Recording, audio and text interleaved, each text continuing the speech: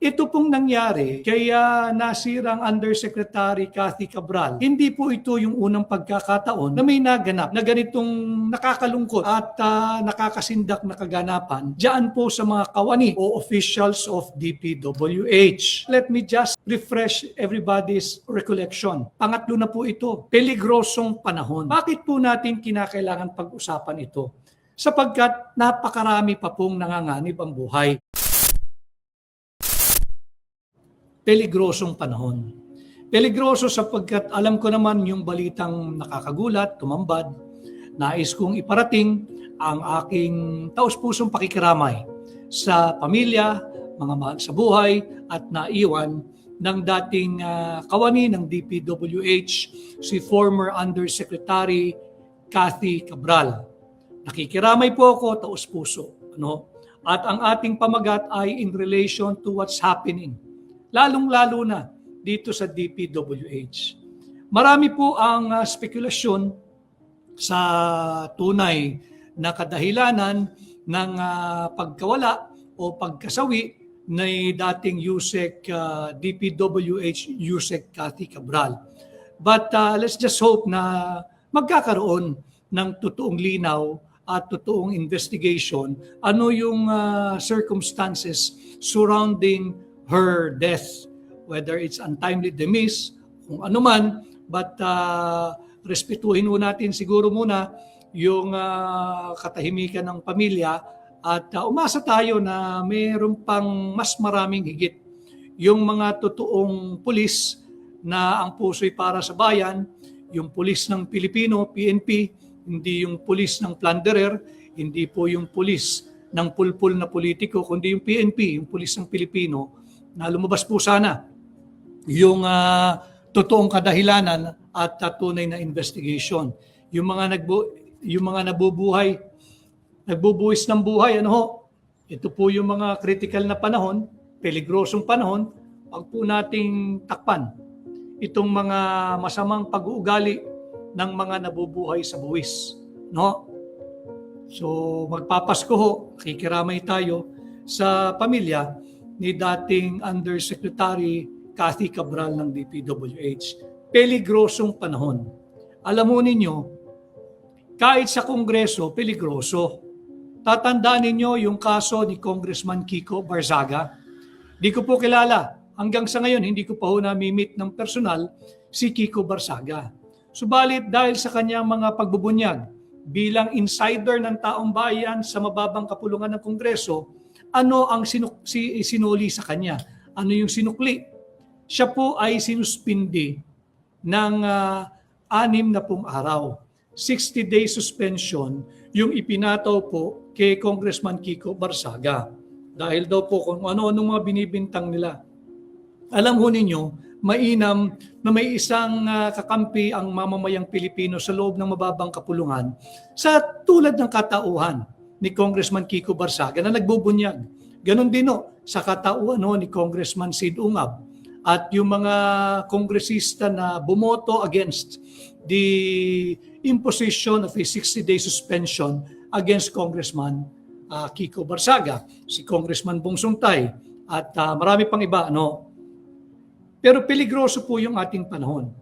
Kung nagagawa nila ito sa isang incumbent member of the Legislative Department of the lower house of Congress, kay Kiko Barzaga, ito pong nangyari kaya nasirang Undersecretary Cathy Cabral na tumambad po sa ating lahat kagabi bago po maghating gabi. Hindi po ito yung unang pagkakataon na may naganap na ganitong nakakalungkot at nakakasindak na kaganapan diyan po sa mga kawani o officials of DPWH. Ang pinakamataas po to date na nagkaganito, ang sinapit ay si Undersecretary Cathy Cabral. But let me just refresh everybody's recollection. Pangatlo na po ito. Yung napapabalita, pangatlo na po ito. Meron po yung nangyaring ambush diyan po sa isang engineer din ng DPWH diyan po sa Ilocos Norte. Yun po yung nauna, yung ambush sa isang engineer ng Department of Public Works and Highways diyan po sa Ilocos Norte. Nakikiramay din po tayo, bagamat huli na sa mga naiwan ng engineer na yon. Meron din pong nangyari sa Sorsogon. Yung Sorsogon naman ganun din. Hindi para sa akin hindi malinaw yung cause of death.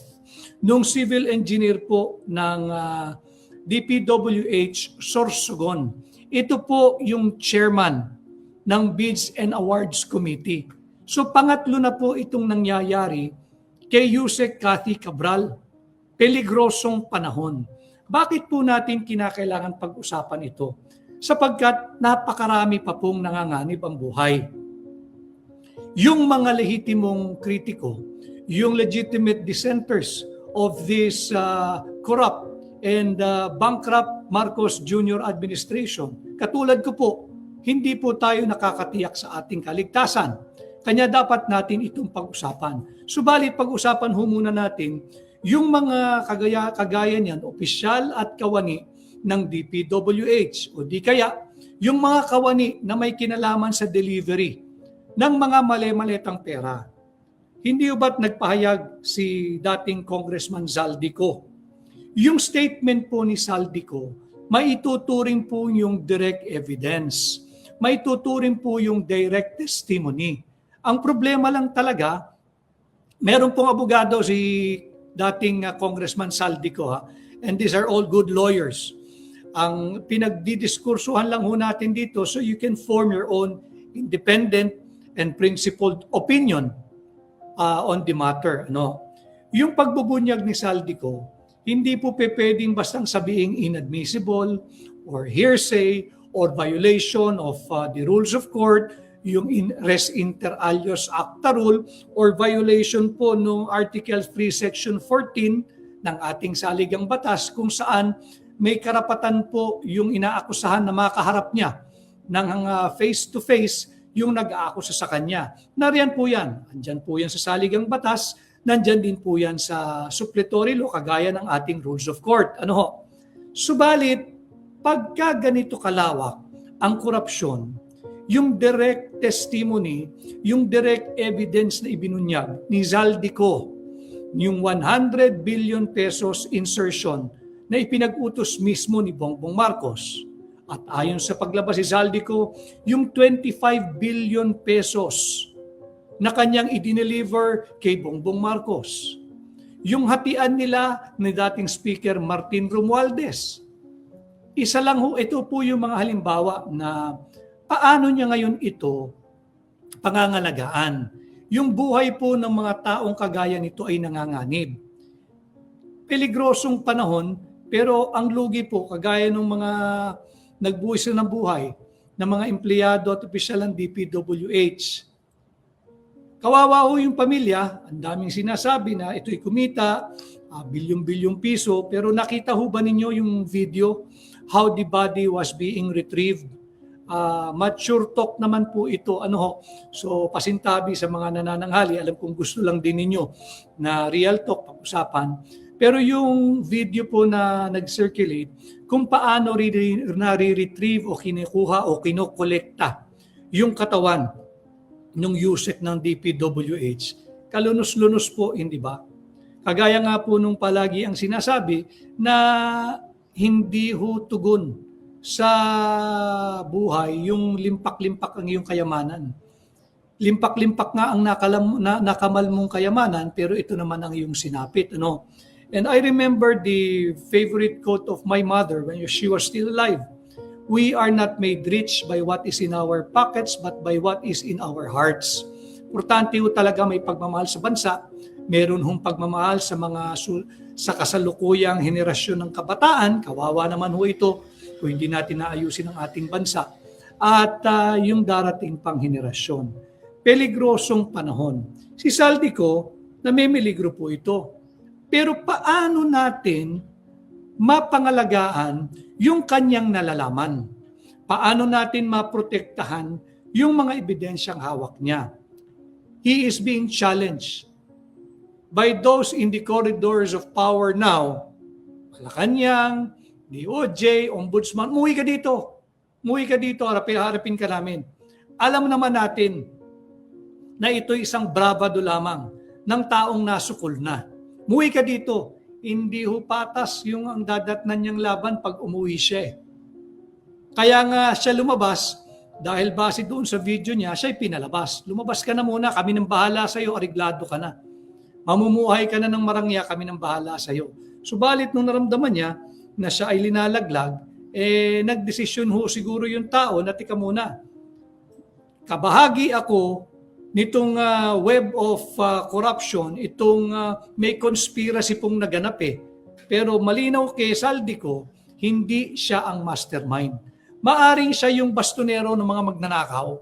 Siya yung direktor ng mga magnanakaw, pero hindi siya ang mastermind. Itinuro na nga niya yung mastermind. So paano natin pangangalagaan yung kagaya niyang testigo na eyewitness testimony po yung kanya Nakita niya, nakaharap niya, parehas po ito nung lagi kong rini-refresh sa recollection nung mga mulat na po nung panahon ng impeachment ni dating Presidente Erap Estrada. Yung star witness po ng prosecution, si Ginang Clarissa Ocampo, yung executive ng BDO na ngayon, Equitable Bank dati, BDO na ho ngayon. Tinanong siya paano siya nakatiyak na pinirmahan at si Pangulong Estrada ang pumirma doon sa signature specimen card sa ibabaw ng pangalan Jose Velarde. No? Ang sagot niya, I was a foot away. Ganun kalapit. Ganun din po ang value, yung probative value, yung evidentiary value nitong pahayag ni Zaldico. Eyewitness testimony po ito Direct evidence po ito, direct testimony po. Ang problema lang natin mga kababayan, paano mo ngayon pangangalagaan kung anong nalalaman nito? Kasi pwede sanang deposition. Yung mga maalam po sa batas, yung mga lawyers, nakasbaybay, yung mga law students, yung deposition, isa pong mekanismo ito to preserve yung testimonya, whether nung testimonya ng witness ng prosecution or testimonya ng witness ng depensa. Ang problema, babangga po ito doon sa nauna na nating na-diskurso kanina, yung Rule 130, Section 28 ng Rules of Court, yung res inter alios acta rule, na hindi ka pwedeng ma-prejudice o madehado dahil sa isang direct na testimonya ng isang tao na dinadawit ka. Bakit? Nakaugat po iyan doon sa Section 14, Article 3 ng ating saligang batas, paragraphs 1 and 2, na meron pong ang akusado po ay presumed innocent until proven guilty at yung akusado po ay may karapatan na makaharap niya ng face-to-face at ma-cross-examine niya yung taong nag-aakusa sa kanya. Subalit katangi-tangi po itong anomalyang dulot ng illegal, invalid, immoral, unconstitutional at criminal 2025 national budget. Doon po talaga nakaugat yan Paulit-ulit ko sinasabi sa inyo, ang simula't katapusan ng korupsyon sa Pilipinas ay ang ating taunang budget. Yan po talaga yung source of all evil pagdating po sa governance, pagdating po sa gobyerno. Hindi pwedeng, mainam na rin po yun. Wala akong makitang iba na pamamaraan, kundi mag-execute po sila ng affidavit outside of the court at ito ay panumpaan na lamang nila. Hindi lamang po ni Saldico. Diba? Sinimulan ko lang po kay Saldico dahil seemingly siya po yung talagang maraming alam, siya po yung maraming ebidensya, siya po yung maraming dokumento, kagaya po yung mga dokumentong nailabas na ang dami po, bilyon, I think 5 or 10 billion pesos ang ibinuhos sa Quezon City. Dito po sa aking lungsod ng aking kapanganakan, naglingkod din po ako sa local government dito, sa barangay at sa City Hall. 10 billion ang ibinuhos di umano mula sa 2025 GAA sa Quezon City. Yung mga kababayan po natin sa Blue Ridge, mga 100 or 300 million pesos nakalagay po doon improvement of roads sa loob ng Blue Ridge. 100 to 300 million. Alam ho ba ninyo kung gaano karaming kalsada yung 100 to 300 million? Ang Barangay Blue Ridge po ay barangay ng mayayaman. Maayos po ang kalsada ron. Hindi po yun pinapasok ng mga truck maliban lang sa truck ng basura na hindi naman ganoon kabigatan para mawasak ang kanilang kalsada. So yun po yung mga bagay na siguro yun din. Ang laman, di ba, few months back or a month ago ay napabalitang nawala, ninakaw yung laptop ni nasirang Yusek Cathy Cabral. Yung laptop niya mukhang doon encoded. Lahat ng mga tumanggap ng proyektong Ghost Project, whether flood control or imaginary road widening, road improvement, road concreting, nandoon po sa laptop niya yon. Nawala po iyon a month or 2 months ago. At kagabi nga, tumambad sa atin yung balita na yung mismong nagmamay-ari ng laptop ay nawala na rin. Nilisan na rin po tayo. Kaya peligroso po yung ating panahon. Hindi po siya yung first ranking official of DPWH. Again, few months back, merong isang engineer na inambush ng DPWH na konektado naman sa DPWH ng Ilocos Norte.